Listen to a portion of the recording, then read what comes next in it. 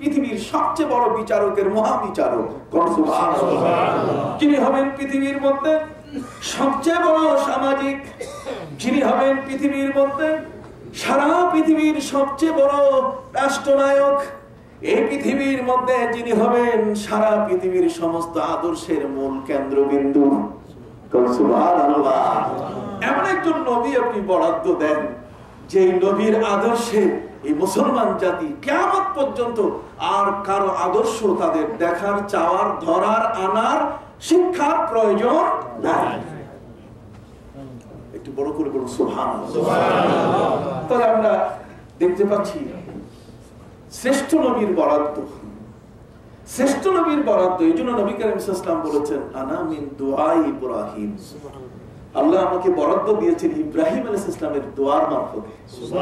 তিনি আমার জন্য দোয়া করেছেন, কাজেই তার দোয়ার বদৌলতে এই জগৎবাসীর কাছে আল্লাহ পাক রব্বুল আলামিন আমাকে রাহমাতুল লিল আলামিন করে পাঠিয়েছেন। ভাইরা আমার, হযরত নবী ইব্রাহিম আলাইহিস সালাম ছেলে ইসমাঈলকে বললেন, বাবা হাত নামাস না, আরেকটা দোয়া বাকি আছে। এই পৃথিবীর মধ্যে এই মুসলমান জাতি যেন তাদের চিন্তা ধারণা, চিন্তা চেতনা, তাদের যেন দিক নির্দেশনা নিজের ঘরে নিজের হাতে যেন খুঁজে পায়। এই জন্য পৃথিবীতে এই মুসলমানদের জন্য একটি শ্রেষ্ঠ গ্রন্থ বরাদ্দের প্রয়োজন আছে। কাজে এখন এই মুহূর্তে আল্লাহর কাছে দোয়া করি, যাতে ওই শ্রেষ্ঠ গ্রন্থ যেটি হবে সারা পৃথিবীর সমস্ত গ্রন্থের মধ্যে সেরা গ্রন্থ, যার মধ্যে দর্শন থাকবে, বিজ্ঞান থাকবে, পলিটিক্যাল সায়েন্স থাকবে, সোশ্যাল ওয়েলফেয়ার থাকবে, যার মধ্যে বোটানিক থাকবে, কথা বললাম, কেমিস্ট্রি থাকবে, বায়োলজি থাকবে, যার মধ্যে ম্যাথ থাকবে, যার মধ্যে সাকসেশন সার্টিফিকেট দেওয়ার মতো আইনগুলো সেখানে থাকবে। কে মারা গেলে তার সন্তান সন্ততিকে কতটুকু সম্পদ পাবে তার ভাগ বাটোয়ারা, জগতের মধ্যে পারিবারিক জীবন, কার সাথে বিবাহ জায়েজ আছে, বৈধ আছে, কার সাথে বৈধ নাই, এই পৃথিবীর মধ্যে কোন পথে অর্থ আহরণ করা বৈধ হবে আর কোথায় আহরণ করা বৈধ হবে না, ব্যবসা বাণিজ্য থেকে নিয়ে তথা মানব জীবনের কোন একটি বিষয় যেন বাদ না যায়। আল্লাহর কাছে দোয়া করে চলো এই মুহূর্তে আল্লাহর কাছে এই মুসলমান জাতির জন্য একটা শ্রেষ্ঠ গ্রন্থ বরাদ্দ চাই। এবার আল্লাহ রব্বুল আলামিন বরাদ্দ দিয়ে দিলেন, আলিফ লাম রা কিতাবুন আনজালনাহু ইলাইকা লিতুখরিজান নাসা মিনাজ যুলুমাতি ইলান নূর বিইذن ربهم إلى صراط العزيز الحميد। سبحان الله। আল্লাহ পাক রব্বুল আলামিন এমন একখান কিতাব দিয়ে দিলেন, যে কিতাবের শুরুতে তিনি অ্যাব্রিভিয়েশন ব্যবহার করেছেন। অ্যাব্রিভিয়েশন অফ ওয়ার্ড আলিফ লাম রা, মিম না, আলিফ লাম রা। আলিফ লাম রা ব্যবহার করে পৃথিবীর সকল বিজ্ঞানীর কাছে তিনি চ্যালেঞ্জ করেছেন, তোমরা আজকের পৃথিবীতে তোমরা সংক্ষিপ্ত অনেক বর্ণ ব্যবহার করো, তোমরা বলো এই যে জেএফকে কি বলেন, এর পুরাটা কি, John F Kennedy. John F কেনেডিটাকে আপনি সংক্ষিপ্ত হয়ে বলছেন জেএফকে, বলছেন কিনা? আমার দেশে আপনি দেখুন আমরা ডিসি বলছি, ডিসি, ডি একটি বর্ণ, সি একটি বর্ণ। সম্মানিত সুধী, আমাদের দেশে ব্যবহৃত হচ্ছে, তামাম পৃথিবীতে ব্যবহার হয় ওসি, আন্তর্জাতিক ভাবে ব্যবহৃত হচ্ছে ওআইসি, কি বলেন ঠিক কিনা? সনদের ক্ষেত্রে ব্যবহার হচ্ছে এসএসসি। ভাইরা আমার সন্তানরা কোন লেভেলে পড়ছে সেটাকে বোঝানোর জন্য আমি বলি এইচএসসি, আমি বলি বিএ, আমি বলি বিএড, আমি বলি সিএ, আমি বলি সিএ, বলি কিনা, আমি বলি এমএ, আমি বলি এমএড। তাহলে এমএড, এমএ, এই শব্দগুলো আমি ব্যবহার করছি। বর্ণমালার ব্যবহার পৃথিবীতে মানুষ করবে 1400 বছর আগে আল্লাহ তাআলা সেই বর্ণমালার ব্যবহার শুরু করে দেখাই দিলেন। জগৎবাসীকে তিনি অবাক করে দিয়েছেন যে তোমরা বর্ণে কথা বলবে, আমি আল্লাহ বর্ণ দিয়ে কথা বলার প্র্যাকটিস তোমাদের জীবনে শুরু করে দিলাম। পবিত্র কোরআন মাজিদে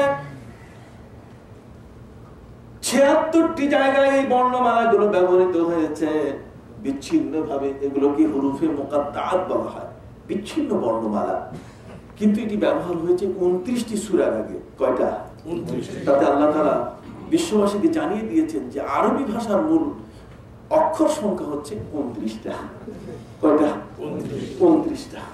আর সেই ২৯টি বর্ণমালা যেটা বারবার আসছে, যেমন আলিফ লাম মিম, আলিফ লাম রা, আলিফ লাম, এই যে আলিফ লাম মিম, এখানে আলিফটা একবার যদি হিসাব করা হয় তাহলে সবগুলো শেষ করে তার সংখ্যা দাঁড়াবে মাত্র ১৪টা। কয়টা? আর ১৪টি বর্ণমালা আপনি যদি সামনে রাখেন, আপনি দেখবেন যে পুরো আরবি ভাষাটা এই ১৪টা বর্ণমালার উপরে দাঁড়ায় আছে। আমি আমার ভাইদের খেদমতে আরজ করতে চাই, পবিত্র কোরআন মাজিদে আল্লাহ পাক রব্বুল আলামিন বলেন, আলিফ লাম রা কিতাবুন আনজালনাহু ইলাইকা লিতুখরিজান নাস মিনাজ যুলুমাতি ইলান নূর। এটা এমন একখানা কিতাব, এটা যে কোনো গোয়ার, যে কোনো দুষ্ট প্রকৃতির মানুষ, যে কোনো উদ্ভট, যে কোনো পথহারা বিভ্রান্ত মানুষ যেই এটাকে পড়ুক না কেন, এই কোরআন তাকে টেনে অন্ধকার থেকে আলোর পথ দেখাবে। এই জন্য কোরআন পড়বেন বিশ্ব জগতের মানুষের কাছে। পবিত্র কোরআনের অন্যত্র বলা হয়েছে কিতাবুন আনজালনা ইলাইকা মুবারাকুন লিয়াদাব্বারু। এই কোরআন হচ্ছে পৃথিবীর মধ্যে মহা এক বিজ্ঞান। হযরত ইব্রাহিম আলাইহিস সালামের দোয়ায় আল্লাহ পাক রব্বুল আলামিন পবিত্র কোরআন বরাদ্দ দিয়ে পৃথিবীর মানুষকে জানিয়ে দিলেন। ইব্রাহিম আলাইহিস সালাম আর তার ছেলে ইসমাঈলকে আল্লাহ পাক রব্বুল আলামিন জানিয়ে দিলেন, যাও তোমাদের দোয়া আমি কবুল করলাম। এবার দোয়া যে আল্লাহ কবুল করলেন, পৃথিবীর সব সমস্যার সমাধান দিতে পারে আল কোরআন। বলুন না, পৃথিবীর সব সমস্যার সমাধান দিতে পারে কি? আল কোরআন। এইজন্য আল্লাহ পাক রব্বুল আলামিন পবিত্র কোরআন মাজিদে কোরআন যে সব সমস্যার সমাধান দিতে পারে, সবকিছু যে পবিত্র কোরআন মাজিদে আছে। এইজন্য আল্লাহ পাক রব্বুল আলামিন ঘোষণা দিলেন, মা ফাররাতনা ফিল কিতাবি মিন শাই। তোমার জানার এমন কোন বস্তু নাই যা আমি পবিত্র কোরআনে বর্ণনা করি নাই, তার সবকিছু কোরআনে আছে। সুবহানাল্লাহ। পবিত্র কোরআন মাজিদে নাই এমন কিছু খুঁজে পাওয়া যাবে না।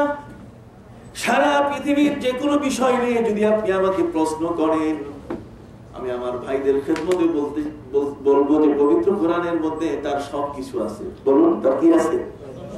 সবকিছুই আছে। আজ পৃথিবীর মেডিকেল সায়েন্স তারা আজকে চিন্তা করছে যে মানুষকে মেলাদিন পর্যন্ত, অন্তত ৩০০ বছর পর্যন্ত বাঁচায় রাখা যায় কিনা।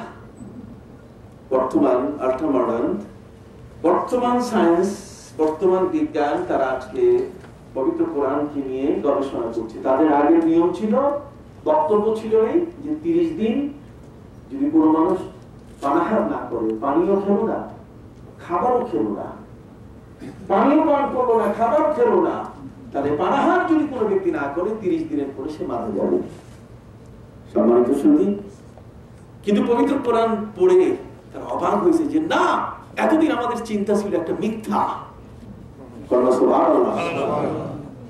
পবিত্র কোরআন হচ্ছে এমন একটি সত্য ধর্মগ্রন্থ যে কোরআন মাজিদে আল্লাহ পাক রব্বুল আলামিন বলে দিয়েছেন, ওয়ালাবিসু ফি কাহফিহিম সালাসামিআতি সিনিনা ওয়াজদাদু তিসআ।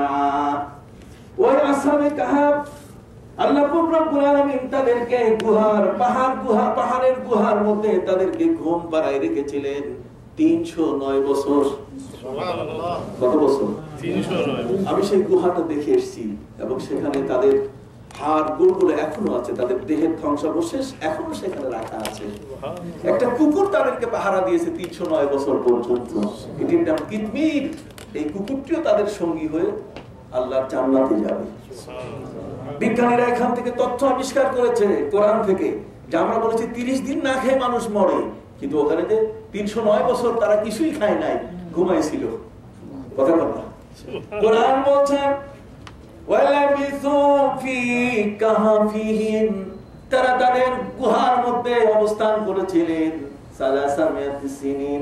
কত বছর? 300। এর সাথে বেশি মানে কি 9, 300-র সাথে যোগ করেন, অতিরিক্ত যোগ করেন 9, তাহলে হবে কত? 309 বছর। বিজ্ঞানীদের চোখ খুলে গেছে কোরআনের কাছে। সুবহানাল্লাহ। কোরআনের পাশে এসে বিজ্ঞানীরা অবাক হয়ে গেছেন।